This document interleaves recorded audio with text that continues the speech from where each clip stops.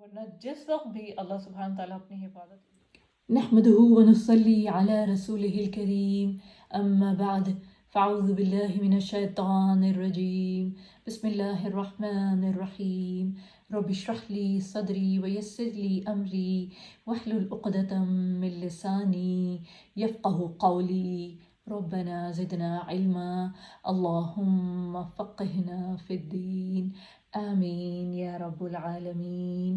السلام علیکم ورحمۃ اللہ وبرکاتہ۔ کیا حال چال ہے آپ سب کے؟ اللہ سبحانہ تعالیٰ سے دعا ہے کہ اللہ سبحانہ تعالیٰ ہمیں خیر و عافیت کے ساتھ اس رمضان سے گزارے۔ جو لوگ بہت صحت کے معاملے میں بہت زیادہ صحت مند نہیں ہیں، اللہ سبحانہ تعالیٰ ان کو صحت و تندرستگی دے۔ ہر کسی کو اللہ سبحانہ تعالیٰ وہ کامیابی نصیب فرمائے جس کی کہ وہ حقدار ہیں، جس کے لیے انہوں نے جتنی محنت کی ہے، اور اللہ سبحانہ تعالیٰ ہمارے لیے جنت کے دروازے اور جنت میں انٹری آسان کر دے، ہمارے اعمال کے تھرو نہیں، ہمارے اعمال کی وجہ سے نہیں، بلکہ اپنی رحمت کی وجہ سے، کہ وہ سب سے زیادہ رحیم ہے، سب رحم کرنے والوں میں سب سے زیادہ رحیم، سب سے زیادہ محبت کرنے والا، سب سے زیادہ معاف کرنے والا۔ تو ہمیں بھی معاف کر دے یا رب العالمین، آمین۔ اسی دعا کے ساتھ ہم شروع کرتے ہیں انشاءاللہ۔ آج ہماری سورہ ملک کی آیت نمبر 20 ہے انشاءاللہ، تو آئیے شروع کرتے ہیں۔ بسم اللہ الرحمن الرحیم۔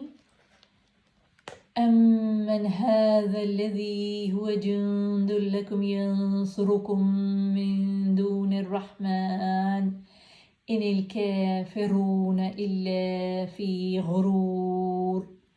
اللہ سبحانہ تعالیٰ فرماتے ہیں اس آیت میں، ہاں، رحمان کے سوا وہ کون ہے کہ وہ تمہارا لشکر بن کر آفات سے تمہاری حفاظت کرے، اور کافر جو اپنے معبودوں کی نسبت ایسا خیال رکھتے ہیں تو کافر نرے دھوکے میں ہیں، غرور میں مبتلا ہیں، یعنی کہ ایک عجیب ہی قسم کی ان کی جو ہے وہ کیفیت ہے۔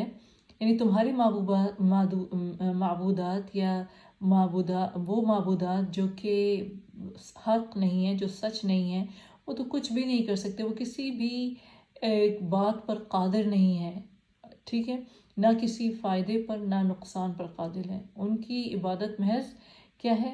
سوائے بے وقوفی کے اور کچھ بھی نہیں ہے، اور تم سمجھتے ہو کہ تم جو ہے یہ اس طرح سے اللہ سبحانہ تعالیٰ کے بمقابل کسی شریک کو لے آؤ گے۔ اس سے پہلے کی جو ہم نے کل آیت پڑھی تھی، آیت نمبر 19، تو اس میں ہم نے پڑھا تھا کہ اللہ سبحانہ تعالیٰ میں دعوت نظارہ، دعوت شوق، دعوت غور و فکر دے رہے ہیں کہ کیا تم دیکھتے نہیں ہو کہ یہ جو تمہارے سروں پہ اوپر اگر تم نظر دوڑاتے ہو تو آسمان اور تمہارے نظر کے بیچ میں جو چیز تمہیں نظر آتی ہے وہ اڑتی ہے، وہ کیا ہے؟ وہ برڈز ہیں۔ آسمان بھی ہے، ایسے تو ہوائیں بھی چلتی ہیں، مگر خاص طور پہ اللہ سبحانہ و تعالیٰ نے یہاں پہ الطیر کا ذکر کیا ہے، یعنی the birds، کہ تمہارے اوپر جو تمہیں نظر آتی ہیں وہ کیسے ایک ہی صف میں چلتی ہوئی جاتی ہیں۔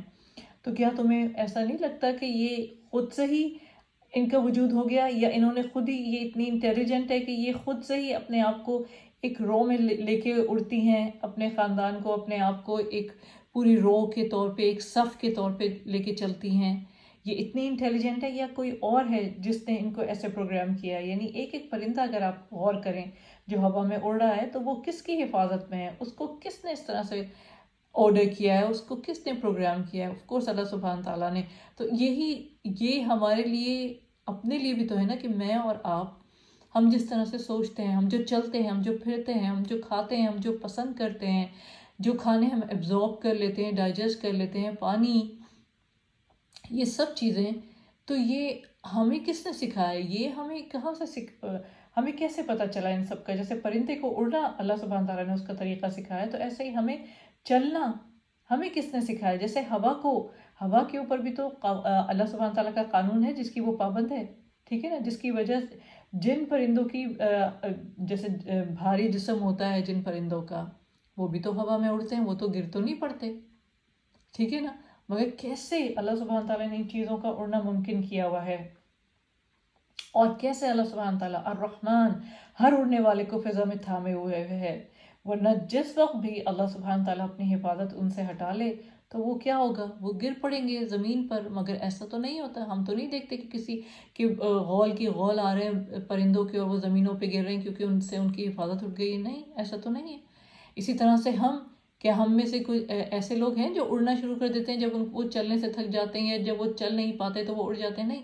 ہمارا کام اللہ سبحانہ تعالیٰ نے ہمیں جو پروگرام کیا ہے جس طرح سے کہ ہمیں چلنا ہے تو ہم ہر حال میں چلتے ہیں، ہر وقت چلتے ہیں. مطلب جب تک کہ ہماری ٹانگوں میں اور ہمارے ہوش ہیں، ہم میں اتنی سکت اور ہمارے اندر اتنی طاقت ہے تو ہم چل ہی سکتے ہیں، تو ہم چلتے ہیں. ہمیں یہ کس نے پروگرام کیا ہے؟ تو اللہ سبحانہ تعالیٰ فرماتے ہیں یعنی کچھ پرندوں پر ہی موقوف نہیں ہے. جو بھی چیز دنیا میں موجود ہے اللہ ہی کی نگہبانی کی بدولت ہے. وہی ہر شے کے لیے وہ اسباب فراہم کر رہا ہے جو اس کے وجود کے لیے درکار ہے. ہمیں اگر چلنے کے لیے فرش چاہیے تھا تو اللہ سبحانہ تعالیٰ نے ہمیں درکار کیا. زمین کو ہمارے لیے کیا بنا دیا؟ بچھونا بنا دیا، کارپٹ بنا دیا، چلنے کے لیے رستے بنا دیے اللہ سبحانہ تعالیٰ نے. رائٹ؟ ہم نے تو اس میں کوئی کمال نہیں کیا. زمین ہمارے سامنے بچھی پڑی ہے، ہم اس پر چلتے ہیں. ٹھیک ہے، ہمارے لیے اللہ سبحانہ تعالیٰ نے اسباب فراہم کر دیے اور وہی اس بات کی نگرانی کرتا ہے کہ اس کی پیدا کردہ ہر مخلوق کو اس کی ضرورت جو ہے وہ کس طرح سے پہنچانی ہے. رحمان کے سوا وہ کون ہے؟ اللہ سبحانہ تعالیٰ کہتے ہیں وہ کون ہے یہ جو تمہارا لشکر بنا ہوا تمہاری جو ہے اس طرح سے تمہیں اتنا سیکیور کرتا ہے، تمہاری دستگیری کرتا ہے. رائٹ؟ تو وہ کون ہے کہ اگر اللہ سبحانہ تعالیٰ اپنی سیکیورٹی تم سے ہٹا لے، اللہ سبحانہ تعالیٰ اپنی جو ہے وہ اپنی سیکیورٹی یا اپنی جو اللہ پروٹیکشن تمہیں دی اللہ سبحانہ تعالیٰ نے وہ ہٹا لے، تو کوئی ہے اللہ کے علاوہ جو تمہیں پروٹیکٹ کر سکے؟ کوئی ہے جو تمہیں بچا سکے؟ کوئی ہے تو بتاؤ اس کا نام. رائٹ؟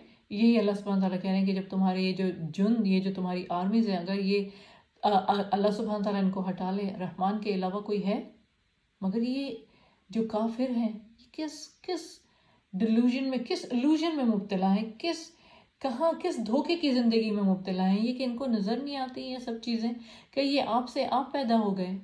کیا یہ اگر ہم غور کریں تو جو ہم ساکس پہنتے ہیں، یہ جو نائف ہم پکڑتے ہیں اپنے بریڈ اور بٹر پہ لگانے کے لیے، یا جو ہم چمچہ لیتے ہیں اپنی چائے میں ہلانے کے لیے، وہ بھی کسی نے بنایا ہے نا.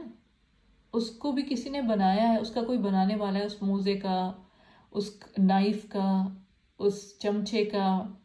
ٹھیک ہے؟ اور اس نائف کا، اس چھری کا بھی ایک مقصد ہے، اس چمچے کا بھی ایک مقصد ہے. یعنی ایک کریٹر بھی ہے اس چمچے کا، اس نائف کا، اس ساکس کا جو آپ پہنتے ہیں، اور اس کا ایک مقصد بھی ہے. تو چمچہ بھی اپنا مقصد پورا کر رہا ہے. ٹھیک ہے؟ نائف اپنا، چھری اپنا مقصد پورا کر رہی ہے. تو یہ کیسے ممکن ہو سکتا ہے کہ میں اور آپ بغیر کسی مقصد کے پیدا ہو جائیں، بغیر کسی کریٹر کے پیدا ہو جائیں؟